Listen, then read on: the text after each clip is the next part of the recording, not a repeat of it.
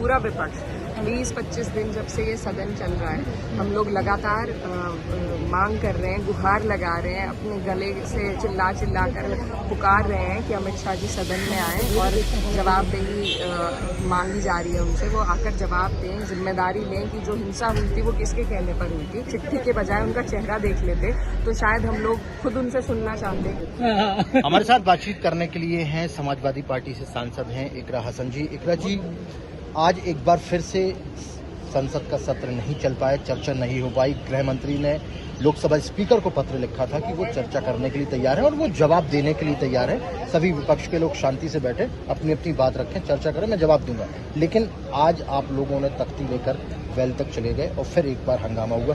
क्या कहेंगे इस पूरे? आज नहीं, सबसे पहले मैं स्पष्ट कर दूं कि पूरा विपक्ष 20-25 दिन जब से ये सदन चल रहा है, हम लोग लगातार मांग कर रहे हैं, गुहार लगा रहे हैं, अपने गले से चिल्ला चिल्ला कर पुकार रहे हैं कि अमित शाह जी सदन में आए और जवाबदेही मांगी जा रही है उनसे। वो आकर जवाब दें, जिम्मेदारी लें कि जो हिंसा हुई थी वो किसके कहने पर हुई थी। लेकिन आज जब आखिरी दिन आया तो ऐसे हमारे होम मिनिस्टर जो बहुत ही निडर और बेबाक हैं, जो किसी से नहीं डरते, जो आकर अन्य विषयों पर भी अक्सर कर वो जवाब देते हैं, जिनकी इतनी इन्वॉल्वमेंट सदन में रहती है, आज वो चिट्ठी लिखकर पूछ रहे हैं कि मैं आऊं या ना आऊं सदन में। आखिर ये उनका सदन है। हम लोग अगर चिट्ठी के बजाय उनका चेहरा देख लेते तो शायद हम लोग खुद उनसे सुनना चाहते।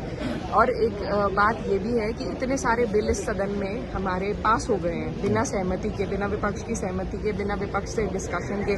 लेकिन अमित शाह जी सदन में आए या ना आए, इसके लिए विपक्ष की सहमति मांगी जा रही है। तो ये तो बड़ी हास्यास्पद बात है। और अगर वो आ जाते तो मुझे लगता है कि पूरे विवाद पर एक पूर्ण विराम लग जाता। और हम खुद चाहते हैं कि वो आकर जिम्मेदारी लें। जो बच्चों के साथ हिंसा हुई है वो होम मिनिस्ट्री की इजाजत के बिना नहीं हो सकती। तो FCRA का बिल का भी विरोध आप लोग कर रहे थे, आप लोग बोल रहे थे कि JPC में जाना चाहिए, JPC में चला गया है। तो इस बात को लेकर तो काफी प्रसन्न होंगे आप लोग, खुश होंगे? आप लोगों की बात मानी गई? मांग ये थी कि इस बिल को वापस लिया जाए। लगातार अगर आप देखेंगे सदन की कार्रवाई तो हमारी मांग यही है कि ऐसे बिल जो टारगेटेड हैं, जो देश के संविधान के खिलाफ है, जो माइनॉरिटीज के खिलाफ है, उनको वापस लिया जाए। वापसी की न मांग मानते हुए इसको JPC में भेजा गया। वहाँ भी हम लोग इंश्योर करेंगे कि जितने भी संवैधानिक माइनॉरिटीज के खिलाफ कैसे है ये तो सभी के लिए खिलाफ है। 30 लाख जो NGO काम कर रहे हैं वो देश के हित में काम करें, विरोध में न काम करें, उसको लेकर ही इसमें अमेंडमेंट किए गए हैं। देखिए, देश हित और सरकार हित दो अलग अलग चीजें हैं।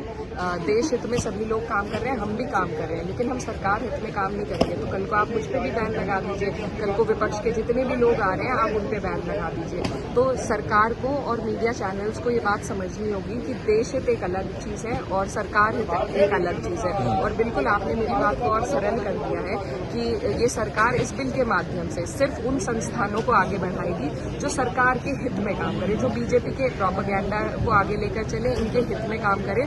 और जो न्यूट्रल संस्थान है, जो इतने लंबे वक्त से इस देश के लिए अलग अलग कोनों में काम करके आए हैं, उनको रोका जाएगा, उन पर एक शिकंजा कसा जाएगा कि अगर सरकार की बात मानोगे तो आपको लाइसेंस मिलेगा, अगर नहीं मानोगे तो तुम्हारा लाइसेंस एकदम आर्बिट्रेरी तरीके से सरकार वापस ले सकती है। तो इस तरीके से टारगेट करके, चिन्हित कर करके उन संस्थानों को रोक दिया जाएगा।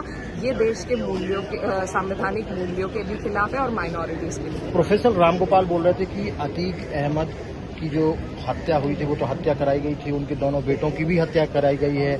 झांसी के लोग ऐसा बोल रहे हैं कि ये हत्या है, ये कोई एक्सीडेंट नहीं है। इसको किस तरीके से देखिए, क्योंकि एक वीडियो आया है जिसमें दिख रहा है कि बहुत तेज रफ्तार थी, वो अचानक से गाड़ी पलट गई और एक्सीडेंट हुआ है। इसको प्रोफेसर के बयान को किस तरीके से देखिए, अगर इसमें शंका है, किसी भी केस में अगर शंका हत्या की होती है तो उसकी जांच विशेष रूप से होनी चाहिए। और अगर इस भी विषय पर लोगों के मन में, कई लोगों के मन में अगर ऐसी शंका है तो इसकी जांच होनी चाहिए। एक अंतिम सवाल जानना चाहता हूँ, क्योंकि अखिलेश यादव जी ने कहा है कि एयरपोर्ट में पानी चला गया, रास्तों में गड्ढे हो गए, जैसे वो एरोप्लेन का पायलट गांजा पी के चला रहा था उसी तरीके से सरकार चलाई जा रही है उत्तर प्रदेश की, ऐसा उनका रहे हैं, आपका क्या मानना है? जी बिल्कुल, देखिए जिस तरीके से देश की सरकार हो चाहे हमारे राज्य की सरकार के तो अलग ही हाल चल रहे हैं, तो अगर देखा जाए तो देश हित में कोई भी सरकार काम नहीं कर रही है। आज प्रधानमंत्री जी जेन जी को नसीहत कर रहे हैं कि वो आत्मकथाएं पढ़ें, लेकिन खुद उन्हें मजबूर होना पड़ा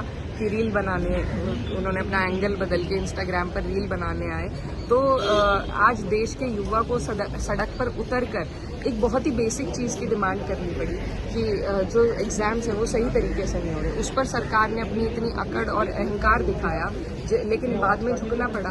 तो ये सरकार देश हित में, युवा हित में, महिला हित में, किसान हित में कोई कार्य इनका नहीं है। ये सिर्फ और सिर्फ आज भी इन्होंने माइनिंग बिल पास किया है, सारा का सारा जो माइनिंग का वो है ये एक ही कंपनी को देना चाहते हैं, अडानी के लिए काम कर रहे हैं। तो इस तरीके से जो चीज़ें हमारे देश में हो रही हैं, तो बिल्कुल राष्ट्रीय अध्यक्ष जी ने सही कहा है कि पता नहीं किस सोच विचार से, किस पदार्थ के माध्यम से सरकारें चल रही है। बहुत बहुत धन्यवाद हमारे साथ बातचीत करने के लिए।